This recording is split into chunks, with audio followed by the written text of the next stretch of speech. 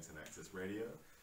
You are on air today with Eddie and Leah, and Leah's just had to duck out of the room to get Byron because Byron's running late. Yeah. And we have a very, very special guest back again. It's Vuyiswa. So how are you doing? Alive. That's the good part. Alive, yeah. Are you surviving the cold? Oh, I am so happy this is the last cold I have to see. You guys would have remembered, yeah. Would have been, when was it? Probably July? Yeah, it would have been July last year. Almost a year ago now. So when Leah was away in hospital with a knee. Nani and I interviewed Vuyiswa, and you are the High Commissioner for South Africa and New Zealand. That's what they tell me. Every day. And you're just about to finish up with your time over here now, aren't you? In 12 days. 12 days. In 12 days, I am done and packing my bags, and I'm freedom. No more cold feet.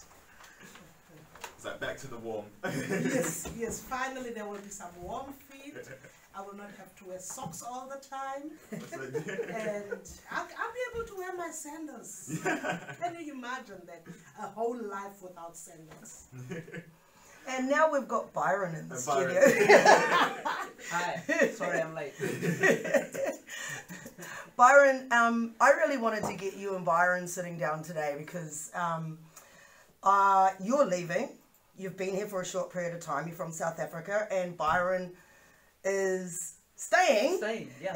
permanently, as far as I know. So, as far as I know too. So I just thought that conversation that you guys could have together would be really good. So I gave Byron some homework, real casual homework. So Byron, this is Vuyiswa Tulelo, the exiting ambassador, South African ambassador to New Zealand. Yep. Is that correct? Almost. Almost. We're not going to be bothered by all these other things now. And I met you at the film festival, I believe. I think it was about in 2018. Yeah. Yeah. And I was really struck by her personality. Like, you didn't strike me as somebody, like, I didn't even realize you were an ambassador when I met you. I know. Yeah. And somebody said to me, do you know who you're talking to? And I was like, my girl. That's who I'm talking to. Like, honestly, your personality, for me, at that moment, I was thinking, this is a sister from another mother. Like, that's what I felt. And I also liked your idea, the ideas that you were coming up about bringing our community together. That was really important at that time. And I think this was prior to the ACCW election and all that sort of stuff. And I was just wondering, what were your thoughts on that? And then we'll just get into it. Well, my thoughts on what? On my personality or on the ACCW? on all that thing about bringing our community together and what's transposed since then, actually, because I think that was when I think you were quite vocal and I was quite vocal about it at the same time. So, yeah, I was just thinking about your thoughts and your observations since then. Look, being away from home as an African is hard. I don't care which part of the world you are in. It is hard. The cultural dynamics, the nuances that you have to pick up when you get to a new place, and by and large, the assimilation. Because unfortunately, when you are an ethnic person, when you leave home and you leave your home base and your value systems, it is very rare that you get to that place and people accept you for who you are and then you add value. 99% of the time you are expected to assimilate. Right. So for me, having that understanding, I understood that Africans had no option and no choice but to be united. We have no luxury to be nitpicking about, oh, I'm from East Africa, or I'm from West Africa. Yeah. Because here, when people see us who are just a little bit darker shade of chocolate, they say the same person, right? Same person. You might come from Tanzania for all I care, but if they see me, they expect that I know you. Yeah. They expect that we are besties and that we share the same street. Yeah. And because of that, and it's not just a New Zealand thing, I must also say, it's a global thing. Yeah. When people hear Africa, they assume that you guys are neighbors, right? Yeah. And you're like, oh sure, I mean, yeah, there's just one street where there's Nigeria, and then there's South Africa, and then there's the Congo. We are all just up like one street. And that's why it's important for me that as Africans we have to understand the significance of our unity. Mm. If you look at us and you compare us to other ethnic communities, you find that most of the other ethnic communities are united and therefore they are able to preserve their cultures. Mm. We are unable to preserve our cultures because we are operating in little cocoons and little silos. Yeah. And so I understood that, and it's not that I found that out when I got to New Zealand, right? Mm.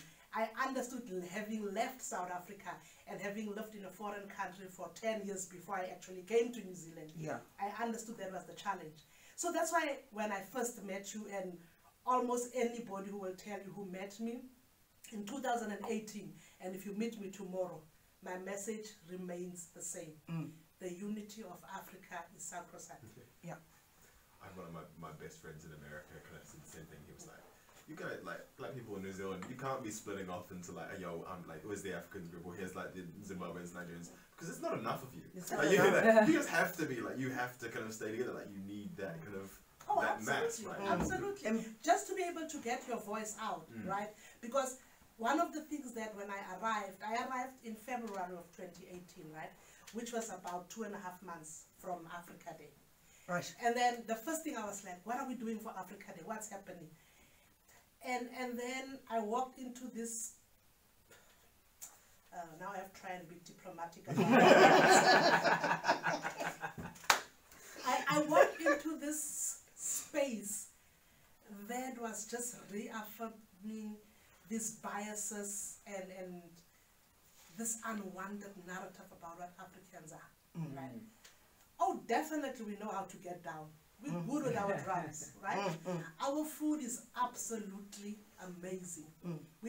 When you walk into an African home, I don't care which home it is, the first thing that hits you is the smell of the flavors, the spices. That's just who we are. But we are so much more than that. Yeah. Right. We bring academics, dear Mr. Byron.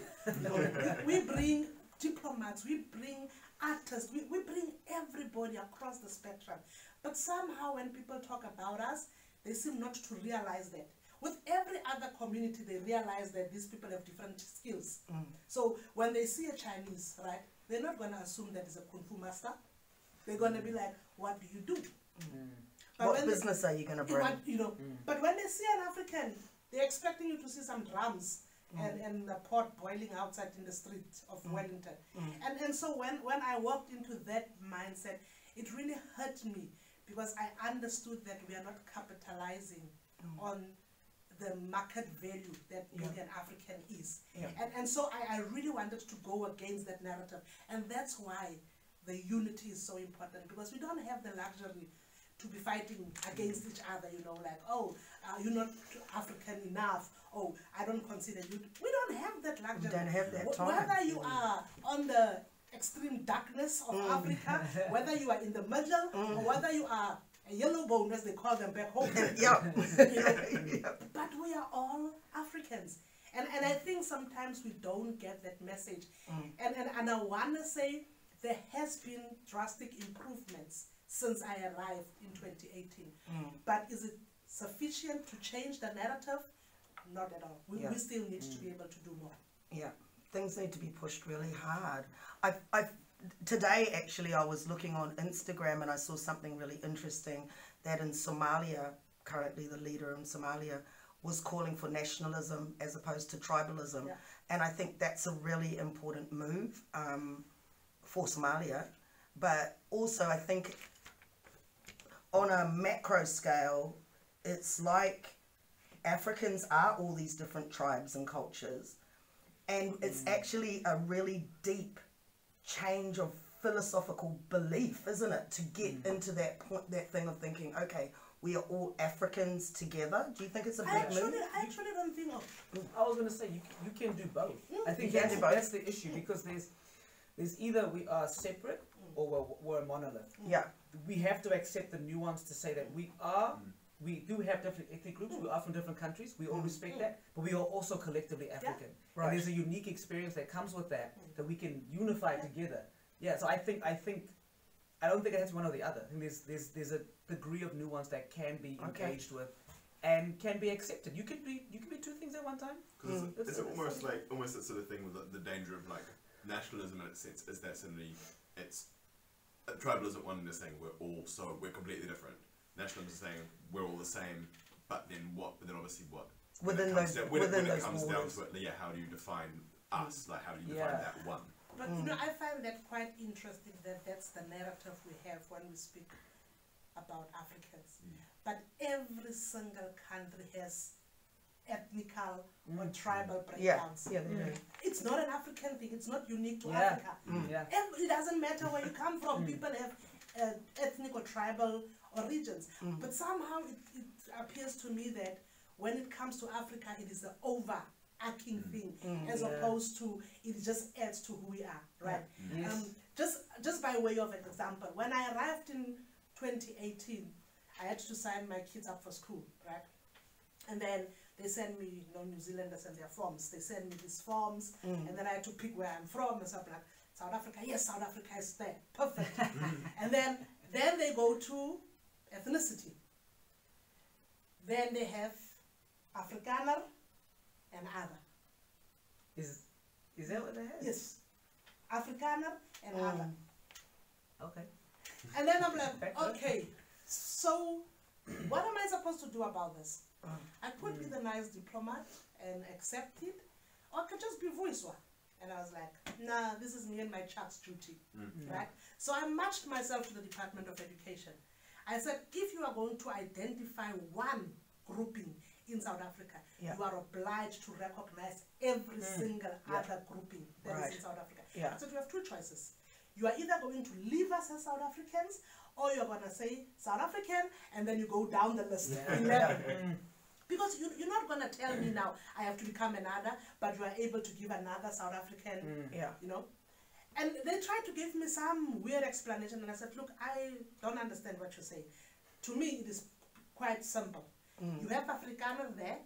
Whoever typed in Afrikaner as the ethnic group will be able to type Xhosa, Zulu, Pedi. You know what I mean? Because if they That's can exactly what I said if to they the can- Mila if they can thing as type well. in Afrikaner, they can do that. Right? Then fast forward a year and a half later, my daughter goes to high school, college. And then again, it's an online form. Right. Then this time I find that actually they've given me the options. So I'm like, yay, victory. So I pick the option that I want. But when my daughter's school ID comes back, they say, oh, you have to go on the parent portal to check if everything is, of course, I'm a curious mom. I go on the parent portal, and my daughter is classified as European. Oh. How did that happen? Again, me and my chucks. I matched myself to the principal's office. I said, hi, Miss Principal. Would you mind explaining to me which part of this do you consider to be European? I don't want you to change anything. Just show me. You're looking at this child, right? Just show me which part of her you consider to be European. Now, what I've found out in the process of my matches and my conversations is that because the first influx of South Africans to New Zealand considered themselves as European and as Afrikaner. When that dynamic broadened up, New Zealand did not expand with that dynamic. Right. So in their mind, if you are South African, you are one of two things. You are an Afrikaner and you are a European. Right. You cannot be any other thing. But I'm walking past so many different shades of South Africans in Aotearoa. But these South Africans are not involved enough to be able to stand up and say, excuse me, I'm Byron. I don't think I'm European. You might think I'm European, but I have a different perspective of who I am, right? And you may assume that I'm Afrikaans speaking. Actually, I speak Xhosa, but Xhosa is not there, right? Because we don't have the collective voice. And so because we don't have the collective voice, nobody is held accountable. They were able to respond to me because of who I am, right? Because if I was just any other mother sitting in a street corner selling fat cakes as the mothers do in South Africa, do you think they would have taken consideration of what I was saying? No. But my point is that you don't have to be somebody in high place for your voice to be heard. But you have to be a collective. So if all the mothers in New Zealand say, if the Afrikaner mothers say we want to be identified as Afrikaners, by all means, we are not going to take that away from them. But also allow the other mothers to get that opportunity to say, actually, I would like to be identified in this manner. Yeah. Do not turn me into another. Yeah. But it's a conversation that's not happening because we are not united. So do you find that that African unity in this country would bring that political and social power? Oh, absolutely. Because now the political spectrum can ignore you because you are all on survival mode. Yeah. Right? You arrive, you are a PhD candidate, and they look at you and they're like, if you want to finish that PhD, stay away from blah, blah, blah, blah, blah. And you sit and you think and you're like, oh my word. So if I say hello to that, that's a strike against me. What are you going to do? What was the purpose for you to come here? But if you walk into a community that says, wait a minute, Byron, you're not the first PhD candidate from Africa, right? We've walked this road before. Exactly. So if you meet so-and-so, and if you meet so-and-so, they've tried this and we were able to come together, you are able then to find your voice. If you want to become a Kiwi, there's nobody stopping you. But your identity must not be usurped from you in order for you to be able to become a Kiwi. You should be able to say, I'm bringing my South Africanness. That, then I want to infuse that with what I found here and become Byron. Now Byron has got 3 facets. That's a really interesting point that you made. Your identity cannot be usurped from you. It's interesting for me being born and growing up here that we've had this conversation before where you're not claiming your identity, somebody's telling you what your identity is. And for me, being here since the 60s, I've kind of watched all these different people, different waves come through, and I've been saying exactly the same thing as what you've been saying for ages. Like, we can't afford to be all split up. We really can't. Not on a macro scale of New Zealand, we can't. We have to have that unity, like Chinese and other Pacifica and all these other groups, Māori, all of which have their own tribes, like you said. But we really need to bring it together. But I'm just perplexed as to how are we going to push through and get this philosophy, this idea of African unity actually being acted out on the ground. Yeah. That you've still got those people that are hard and fast. We're only our people. We're only our silo. We're only our group. Yeah. I was actually going to ask you a question. And it's more I want you to challenge myself and younger Africans in this country. Because on African Day, I remember you mentioned that the way forward is the young people. Yeah. To give us a platform and to push forward. What is your challenge to us as young people?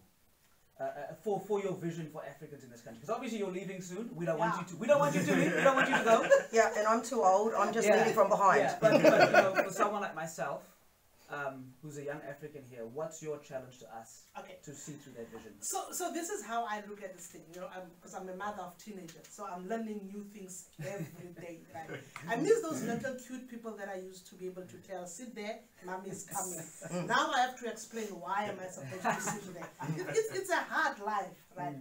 But because I am going through that phase of seeing how my children grows, and the thing with my kids, I think my kids are a perfect case study. Because even though they are African and South African, they have spent most of their life outside of South Africa than they have in South Africa. My son is 13. He left South Africa when he was 3 years old.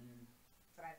So the only way that he knows to connect about his South Africanness is through what I instill in him and how the community around him is able to reinforce those value systems. Right? So for me, the first thing as young people, I know it's cool to kind of want to twang and to want to have the haircuts that every other child has, but you have to make a determination first and foremost. Who are you? What makes you tick? I can say to you, the future is you. If you are not interested in leading, that means nothing to you. So we have to understand that young people are not a homogeneous group. Young people have got sectoral interest, right?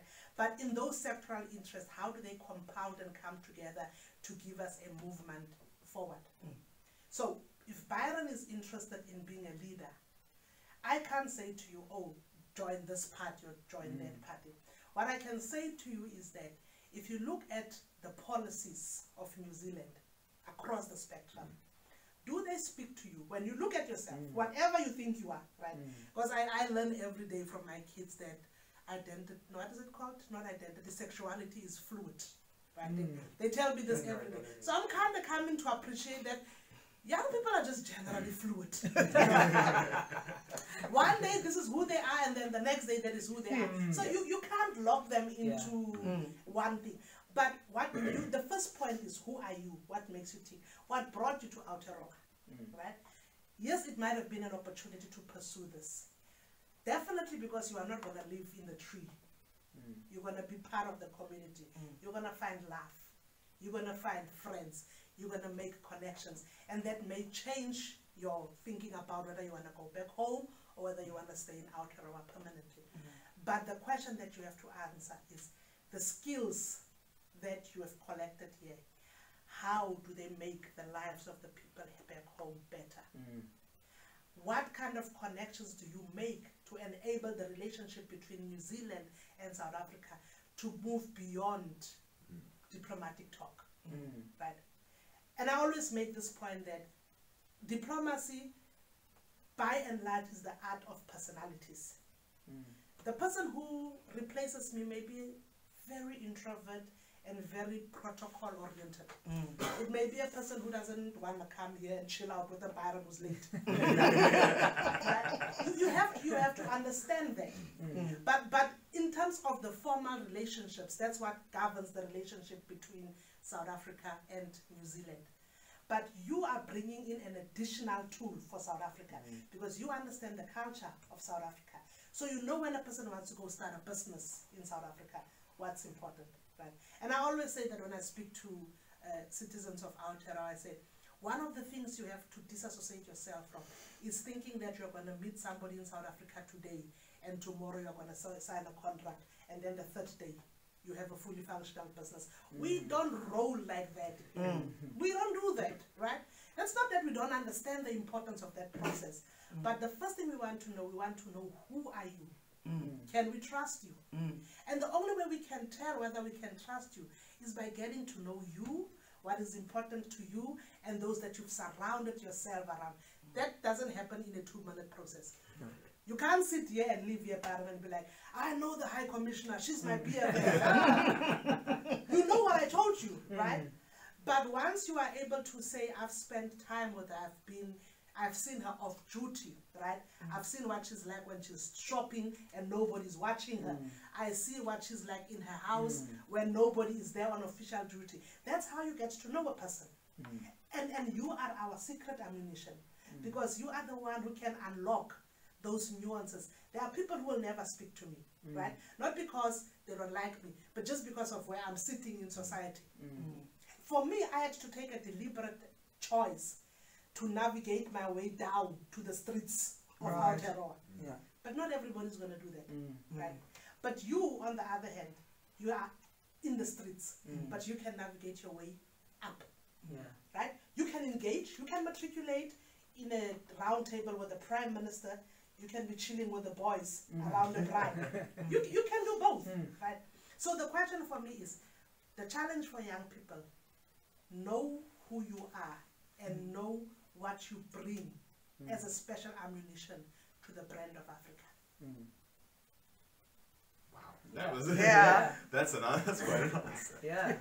I think if we jump to the music and then we can revisit that. I need some time to decompress. Okay, so first up we have Warmonger from the Upper Hut Posse. This is a special request. We're moving, slightly off brand, but we've friends of the show have been like, yo, can you plug this new album for us? So we're Warmonger from Upper Hut Posse, and a little bit of a giveaway after the music. And then I'm thinking Inna Easy from Black Hero. And we'll get into that right about. And we are back on the Blackhouse 106.1 FM. I feel like this computer I keep like trying to line up songs and it keeps not putting them in the right order. So that was, what was that tune? That was, sorry, I'm just gonna vamp a little bit. That was For the Ride by T Senate. Okay. Cool. Right, so Hey. before we jump in, your announcements? Yeah, I got an announcement from, first up you played Upper Hut Posse's Posse. track, and they're just, if people don't know who Upper Hut Posse, they're the first rap group in New Zealand, and they've been inducted into the Hall of Fame. I think it was in Hall of Music, New Zealand Hall of Music, I think it was 2018. Well, they're having their album release. It's their new album. It's a powerful double album called How, and that means the breath of life, spiritual energy. And it's 26 tracks, and the original Posse members, MC Wire, alongside multi-instrumentalist Tikupu, whose youngest daughter, Ahure, also will be appearing. And they'll be at the Wine Cellar in Auckland on Thursday the 23rd, and Moon Bar in Wellington and Newtown on Friday, June the 24th. So what Tikupu has actually said to me is, if you want to do some giveaways, so anybody who doesn't know about Upper Hut Posse, or who they're rebranded now to UHP, but or you're an old fan and you want to get free tickets, just email Facebook or Insta to the Blackhouse 106.1 FM and send us your name and your number, and we'll get you on the door for the Moon gig, which is going to be Friday, June the 24th, which is next Friday. So that's some first free giveaways. Yay! We're like a proper radio station. I feel like a proper radio show host. So if we get 3 missed calls, we'll play Upper Hut Posse's new tune. Yeah. And it's been a decade since their last UHP album. So this was album, I think, number 7 or 8. Yeah. So it's been a while since they've put something out. So yeah, and it's good to hear that back. And also Tere Moana was in the original band, Tere Moana Rapley. Yep. So I don't think she'll be at the performance of at Moon, but if you want those tickets, just send us your name and your number, and we'll get you on the door. Sweet, hit us up. So I guess pivoting back into our conversation, I had a question in mind and it's just gone. I'm sorry. I was thinking of something and now it's gone. Go on, Byron. Just jump in there. Oh, just jumping in? Yeah. That's a lot of pressure. I'm just going to try remember, stimulate the brain. You didn't have your ghost juice like I did this morning. So I guess, the conversation we're having in the break, I think, speaks a lot to nuance, but also interacting productively with the colonial structures that have established our lives, and established our lives, especially in South Africa, especially with the apartheid system. But I guess in my mind, my questions always come back to how do we interact with those colonial structures, which are still with us, but how do we progress and push forward and push those boundaries as Africans, especially in a diasporic context as well. I am so happy you asked that question because this goes definitely to your forte. This is the conversation I have with my kids every day. We have to understand humans are creatures of habit, right? We are fed information and we rotate around that information. If nobody creates or generates new information, we are stuck in that loop, right? Yeah. So we were having the conversation with my kids driving from music about education as a system, right? Whether it's working for humanity or whether there's problems. And I say to them, you cannot change the education system by disengaging. Any system, you cannot change it by disengaging, right? So what we have to understand with colonial systems were made to subjugate us, right? Even no matter how many degrees you have, but it is created to get you to a point where you feel that, oh, this is all I can do, right? Whereas the other nationalities, they don't even need to have a degree, right? They just walk out of the hospital and they know they're in charge. You have to still find out what are you doing.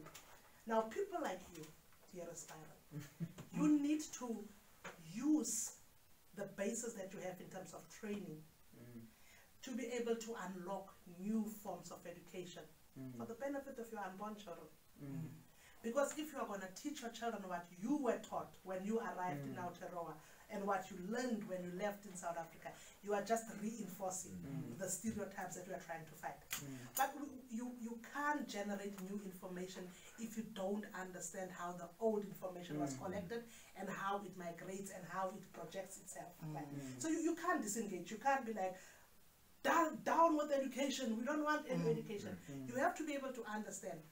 If this system tells us that Africa is the smallest continent on Mother Earth, you're like, now this is quite interesting. If the smallest planet can produce so much mineral resources and everybody seems to be fighting to just get a piece, you know, what that means, instead of you having a PhD in mathematics and your research part of your PhD being in Aotearoa, your research must be back home. Because you can't bring new knowledge unless you go out there and search for it.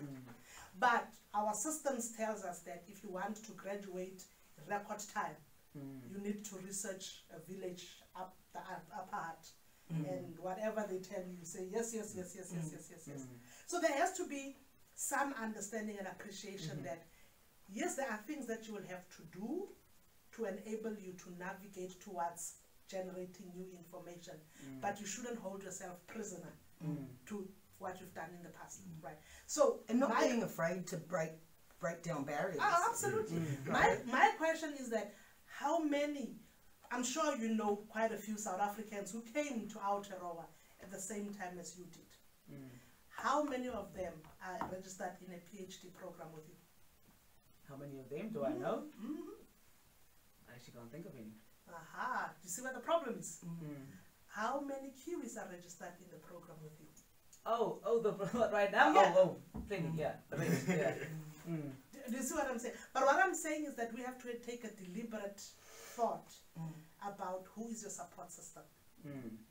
Because if you're going to do a PhD program, whatever it is, you need to be able to understand who is your support system, who is my go-to person when my brain is locked.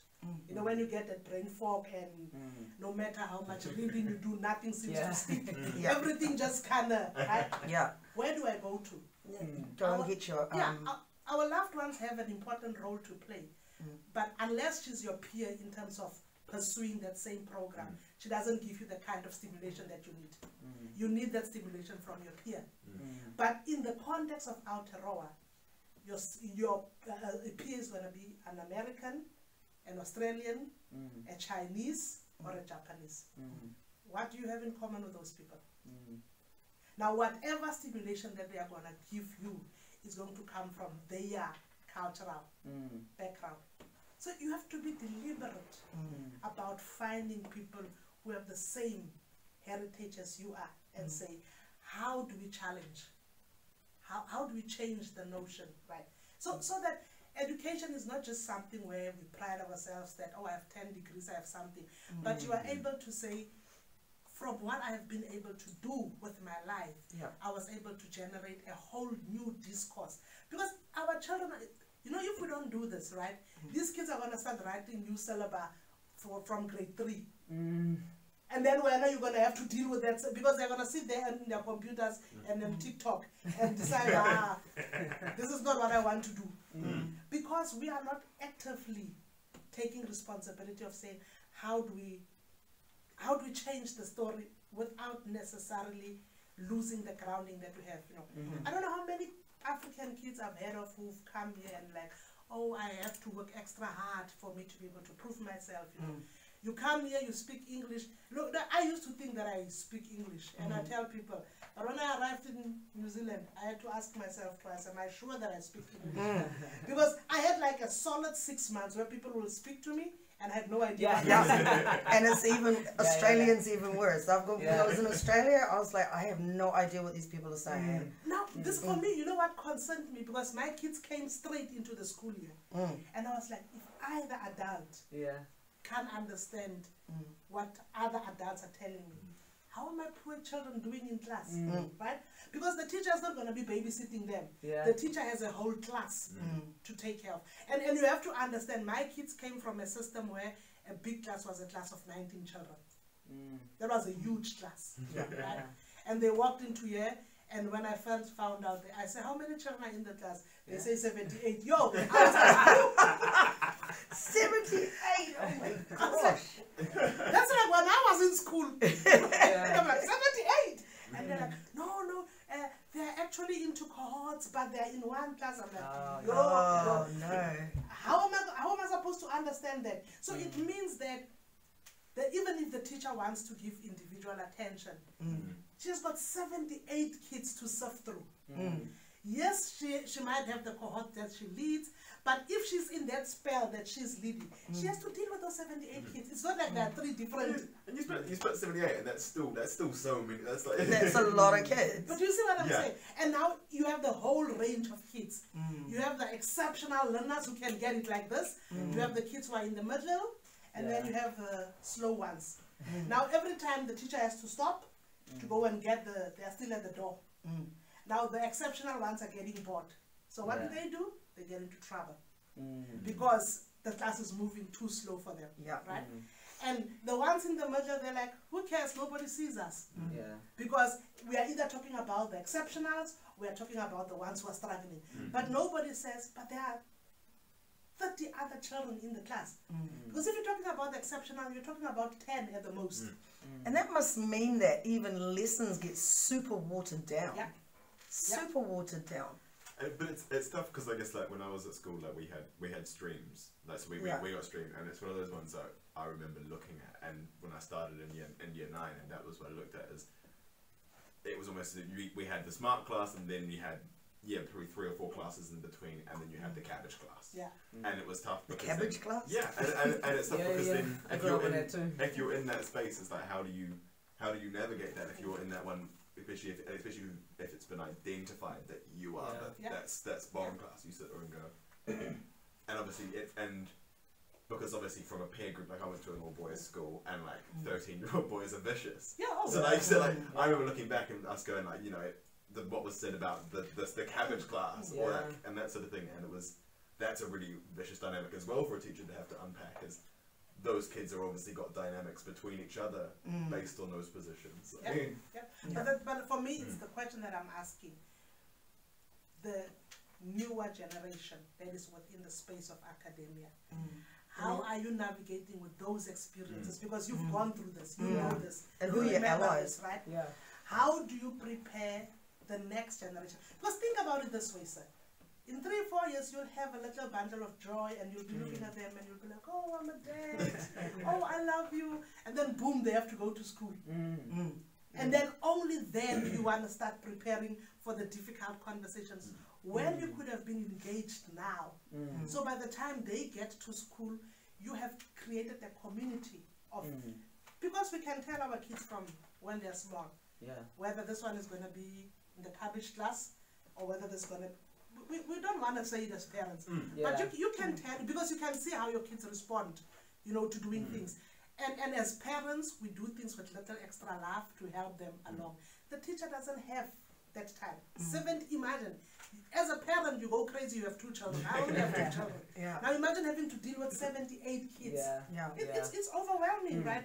And then I say, I understand sometimes why the teachers get a burnout, because then as parents we come with our own demands, because this is my baby, now I'm expecting the teacher to treat him as a baby in class, and then the teacher has babies, he's got middle children, he's got firstborns, this poor teacher is scrambling every corner, because every parent is coming with their own expectations. But if you, within the academic world, change the discourse to say, when we prepare teachers, should we not be looking at arming them with these soft skills that will help them navigate? That conversation is not going to come from me. It's going to come from your generation, right? It's going to come from the knowledge that you are generating. That knowledge will then be transformed into books. So you can't only write paragraphs on Twitter. You must write actual books that will be published and people will read them, right? But not only do they have to be read, but they must become part of the curricula of the school. Because if they're going to end up at, what is your bookstore called here? Unity Books, and not put the other one, Whitco's. Whitco's, If they're going to end up at Whitco's, not everybody can afford to walk into Whitco's to buy the book. Right? Which I find with my journey dealing with teenagers, because I have these resources available and the ability, I am able to find resources on my own, right? But if I go to the school and I'm like, well, my son feels a little bit unchallenged, the teacher looks at me and is like, dude, what you want me to do? Yeah. And I can see their problem.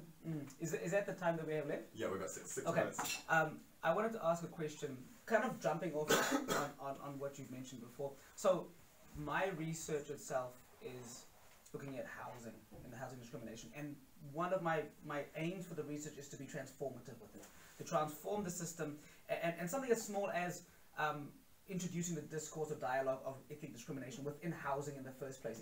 Is that's not really having had right now. So for you, I think the conversation we just had, you mentioned quite a few things, almost sidelined by it. There was conversation you had about class there as well, the affordability for people, access for children to get what they really need in schools, and the lack of support for teachers. How would you talk about that in terms of being transformative? You know, what's your perspective on being transformative? So my first understanding is that we have to acknowledge that policies are not stagnant. Policies are, what's the word? Ever evolving, right? And policies respond to the existing conditions. The policy of New Zealand on housing in 2020 cannot be the same as the policy of New Zealand of housing in 2003. Yes. Do you see what I'm saying? Because there's a lot of dynamics that have changed. My issue would be, what are the kinds of conversations that we are having around influencing the policy cycle, the policy formulation cycle in New Zealand? Again, we go that to the unity of Africans and our voices, because our people tend not to be engaged in these conversations because they are told, what are you complaining about? Government gave you free housing. The house has got mold in it. The house is leaking. The doors don't Holes lock. on the floor. But whether you must be happy because government gave you free housing. Right? But your research should be able to tell our parents, to say, actually, there are communities who have successfully challenged the system and they've been able to get these things changed. But we need to be able to speak as a unit to be able to move forward. Right? That's the first aspect. But the second aspect has got to do with education. Our parents don't want big English words. I remember one day I was having a chat with my dad, and I can't remember what we were talking about, and I just went on this spiel, and he was looking at me, and like after 5 minutes he's like, do you mind repeating what you've just said in a language that I understand? And I was like, oh, okay. And yeah, I was really in my groove. Excited, really. And then I realized that sometimes we need to be able to, because language is as evolving as everything else, we need to develop language that will be able to take the slowest of our community and bring them on par with the issues that we're talking about, right? So if you go to old people, let's say grandparents who came here 2018, who came from a non-English speaking country, and you're telling them that you come there, that no, I'm working on my research methodology for housing, and they're looking at you and they're like, what is this child talking about? You know, but you need to be able to develop the language that will help them understand why you are asking them the questions you are asking them, right? If you say quantitatively and qualitatively, what is this grandmother supposed to say to you? Quantitatively is this house, and the grandmother is like, the house is leaking. You need to be able to decipher what that means. So I think the important thing for me is acknowledging that policy is not stagnant, language is not stagnant, and we need to be able to bring our language to be understood by even the cabbage class. And I think that's always like a, Thank you. I think that's a big part of academia, even academia as a whole is trying to be like, how do you break this down to like, especially around a lot of the issues like housing and class and social issues. We think, how do you break this down in a kind of form that isn't just academic? You don't have to have gone to uni to go. You know, to have gone through uni to understand this. To gain access. Something that I could take to a community group and just go, here's my research. Here's something I found. and it's understandable. And this is why this matters. This is important. Yeah. But again, that's why the engagement. But I always say to my colleagues, there's nothing as painful as being spoken to, not spoken with. Yeah. Right? Yeah. And sometimes we get to our communities and we speak at them, and we think we're doing a great thing. And they leave, they have not understood a word we are saying because we have not allowed them time to internalize, to reflect and process the information that we are giving them, and then come back to us. And sometimes it may mean they'll come back 2 weeks later. But we are so driven on deadlines because we want this thing, you know, I want this thing to go on my resume that in 2 weeks I finished. But in that rush, you are leaving a whole community behind. So we got 1 minute? 1 minute. Well, I just sorry to cut you off. No, that's cool. I just want to say thank you so much for making the time to come in and see us at the Blackhouse before you leave for South Africa. In 30 seconds, what's in the future for Vuyiswa Tulelo? Vuyiswa Tulelo is actually going to Vietnam, not South Africa. Really? Oh. Wow. So she will have warmer weathers, more food, but most importantly, it will be a whole new view of the world for my children, and that I'm absolutely excited about. That sounds amazing. Yeah, I'm so happy for you. Yeah. Oh, thank you so much. Yeah, thank you so much for coming on. And again, yeah, it's been really nice having you back on. Obviously, yeah, being here with you was probably one of my first interviews that I did by myself. Like, well, Melanie and I did by myself. And it's real cool to have you back in at the end of that journey. And we'll be able to send you any complaint forms about the following South Africa ambassador. Like, we'll send you some reasons. What do you think we should Just do? be nice to Just be nice. Just the way you were nice to me. Just be nice. Okay, this has been the Blackhouse on 106.1 FM. We'll see you all next week. Peace. Peace.